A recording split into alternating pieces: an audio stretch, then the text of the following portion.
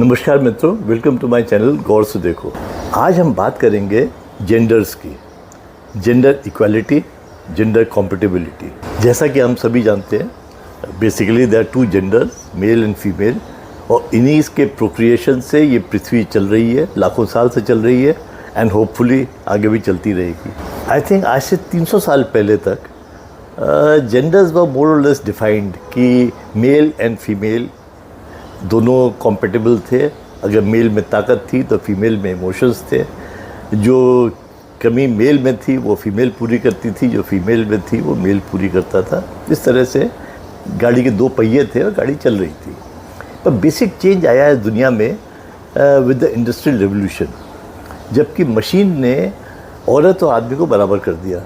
क्योंकि जो काम औरत आदमी के लिए डिपेंड करती थी कि भाई वो आएगा तो वो सामान उठा के रख देगा, अब वो सामान जो है वो मशीन द्वारा भी किया जा सकता था। She had to just press a button.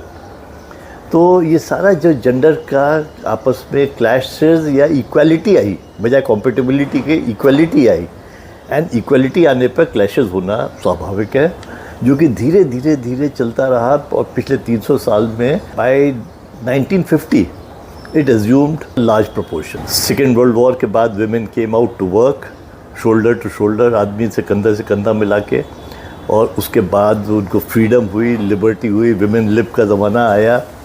And then इसके बुरे कॉन्सिक्वेंसेस भी सामने आने लगे, which was Discord, and Discord की वजह से डिवोर्सेस, एंड डिवोर्सेस की वजह से बच्चों का रिप्लेसमेंट कम हो जाना। सो 1 to 1 रिप्लेस नहीं हो पा रहे थे आदमी। तो इसलिए वेस्टर्न वर्ल्ड में पॉपुलेशन डिक्लाइन शुरू हो गया, एंड उससे और कॉन्सिक्वेंशियल प्रॉब्लम शुरू हो गई कि उनकी आदमी में कमी हो गई। अब वो क्योंकि प्रोड्यूस नहीं कर सकते थे तो उनको बाहर से आदमी बुलाने पड़ रहे हैं। इस समय सारे दुनिया का माइग्रेशन टू डेवलप्ड वर्ल्ड हो रहा है बिकॉज वहाँ पर आदमी में कमी हो गई है। अब उसके दुष्परिणाम भी सामने आने लगे हैं कि those migrants they are creating their own problems. So basically अगर यही सिलसिला चलता रहा तो एंग्लो सेक्सन रेस जो है इसके दिन ज़्यादा नहीं है। We are talking about climate change all the time, इतनी मीटिंग्स हो रही हैं, कॉन्फ्रेंसेस हो रही हैं, एवरीबडी इज़ टॉकिंग ना कि क्लाइमेट चेंज से ये सब तबाह हो जाएगा। पर मुझे लगता है क्लाइमेट चेंज से बड़ा इशू इज़ जेंडर और जेंडर कॉम्पेटिबिलिटी होना, क्योंकि वो ना होगा तो वो दुनिया पहले उसकी वजह से ख़त्म हो जाएगी। क्लाइमेट चेंज तो बाद में आएगा। अगर क्लाइमेट चेंज को आज 1000 साल लगेंगे तो ये तो अभी 100 साल की बात है। People are not understanding the seriousness of this. खैर, मैं तो अपने देश की बात करूँगा। हमारे देश में भी वही सब चीज़ें शुरू हो गई हैं। टिल से 1950 this problem was not there, and जब मैं बड़ा हो रहा था, ग्रो कर रहा था, तो ये प्रॉब्लम धीरे धीरे बढ़ रही थी। जैसे इंजीनियरिंग कॉलेज में जब मैं था, मेरी क्लास में 2 लड़कियाँ थीं। This was 1970। आज अगर आप किसी इंजीनियरिंग कॉलेज में चले जाइए तो आपको लड़कियां ज़्यादा मिलेंगी लड़कों से। So that has been the change in last 50 years और सो। नाउ जब लड़कियां इतना ज़्यादा पढ़ जाएंगी तो नेचुरली उनको उसी तरह की जॉब चाहिए जो लड़कों को चाहिए, और फिर सवाल वही हो जाता है कि घर सफ़र करेगा। आज से 20-25 साल पहले तक women were prepared to do double shift kind of thing, कि घर का भी काम कर रही थी, बाहर का भी काम कर रही थी, and they were probably in their mind they were paying for their freedom, कि मेरे को बाहर जाने को मिल रहा है तो उसके बदले में मैं घर का भी काम कर लूँगी। So there was a kind of adjustment. तो तब भी दुनिया चल रही थी ठीक से। पर अब ग्रेजुअली ये हो गया है कि लड़की का काम करना एक मजबूरी हो गया है। जैसी वो मजबूरी हो गया है इकोनॉमिक स्टेबिलिटी के लिए एक कपल की, तब लड़की का भी अब ये उसके दिमाग में आता है कि भाई अगर मैं ये करूँगी तो लड़के को भी उतना ही करना चाहिए। तो अब हमारे यहाँ भी finally those clashes have started in right earnest, जिसकी वजह से डिवोर्सेस हो रहे हैं and all such problems that come from it. तो ये सब चीज़ें हो रही हैं और ज़्यादातर आपको भी शायद मालूम हो इस सब के बारे में। पर I want to find a solution. तो मैंने जो एक सोल्यूशन सोचा है वो मैं आपसे डिस्कस करना चाहूँगा। मेरा ये ख्याल है कि ये सारा किस्सा शुरू होता है बेसिकली जो माइंडसेट बचपन से माँ कहती है, अगर एक लड़का और एक लड़की हो घर में तो माँ लड़की एक्सपेक्ट करेगी कि वो आके किचन में उसकी मदद करे, और लड़के से कहेगी तुम्हारा ये काम नहीं है, तुम बाहर जाके खेलो। जो सारी प्रॉब्लम की जड़ है हमारी सोसाइटी में जो मैंने समझी है, that starts from kitchen. So I think उसका सोल्यूशन भी किचन से ही शुरू करना पड़ेगा। Now there are 2 ways। One way is to educate a boy and a girl कि नहीं आप you are both equal, you should do everything together. बड़ी अच्छी अच्छी बातें कि जो काम अगर वो किचन में करती है तो लड़के को भी किचन में करना चाहिए। ऐसे बहुत सारे पार्ट्स पढ़ाए जा सकते हैं, हम लोग तो पार्ट पढ़ाने में एक्सपर्ट हैं। तो पर उसका नतीजा कुछ नहीं होगा, माइंडसेट चेंज नहीं होगा। मैं चाहता हूँ कि माइंडसेट चेंज हो।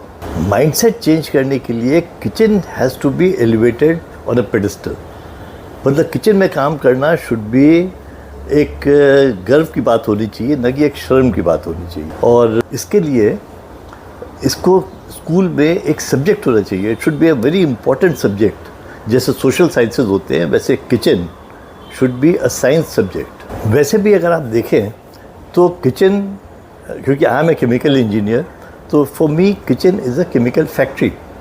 यहाँ पर जो जो काम होते हैं वो सारे केमिकल इंजीनियरिंग से रिलेटेड है। इन्हीं को जब हम मशीन से कर देते हैं ऑपरेट तो that becomes a chemical factory.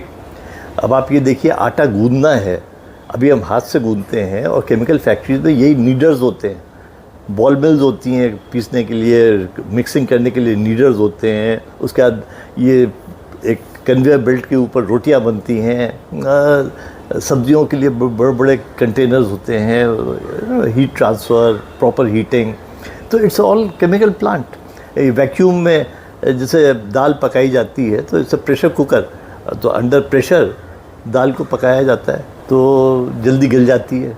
तो ये सारे principles are based on chemistry, physics and equipment design. जो किचन का जो भले तवा कैसा बनता है और भगोना कैसा बनता है, छोटी छोटी चीज़ें, प्रेशर कुकर कैसा बनता है, ये सब डिज़ाइनिंग वर्क है। शुरू में तो कंडों पे पकाते थे, फिर कैसे बर्तन आए, कैसे क्या हुआ, कैसे पूरा एक उसकी साइंस है। We can develop all that.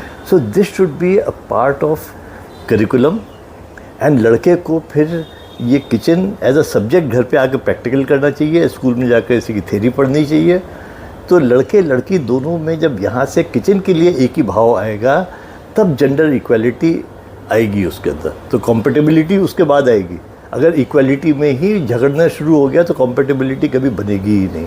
And that is the problem today. तो मेरे ख्याल से जो आज दुनिया प्रॉब्लम फेस कर रही है उसका सोल्यूशन किचन में है।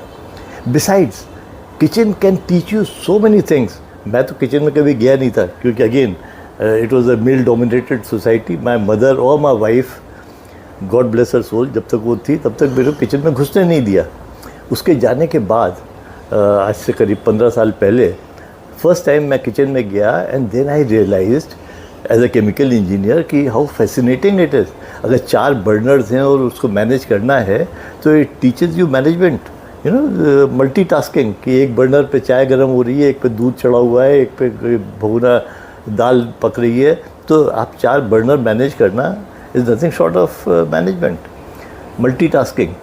इसी तरह से जो किचन में कौन सा सामान ख़त्म हो गया, that teaches you inventory control. Kitchen में काम करना can be a very rewarding experience if it is seen as a scientific laboratory और अ केमिकल फैक्ट्री और all this things. So and अगर नहीं उसको बुरी नज़र से देख रहा है तो क्या 50 रुपये में भाई ये काम कर देगी, मैं क्यों करूँ। तो इट इज़ ऑल हमारा नज़रिया क्या है, उस तरह करना है। तो I think we all have to address. And अगर कोई टीचर्स सुन रहे हों या कोई स्कूल के लोग मेरी बात ये सुन रहे हों तो I would like this to be introduced in schools. तो कैसे ये स्कूल करिकुलम में जाएगा उसके ऊपर भी विचार करेंगे। I would like to send this to the PM and other people कि किचन को कैसे मेन स्ट्रीम में लाया जाए एंड उससे जेंडर इक्वालिटी के जो कन्फ्लिक्ट्स हैं वो दूर किए जाएं। आपका इस बारे में क्या विचार है, आप अवश्य लिखें। मैं एक चीज़ और मैं कहना चाहूँगा कि अगर ओल्ड लोग किचन में जाएं तो उनका अल्जाइमर ज़रूर ठीक हो जाएगा। मैंने देखा मेरी मेमोरी, मेरा मैनेजमेंट स्किल्स हैव इम्प्रूव्ड जब से मैंने कुकिंग शुरू की है। Anyway, thanks for listening. Please like, share and comment.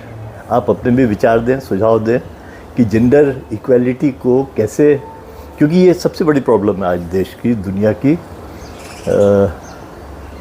I would like to have your views. Thank you for listening. Good bye.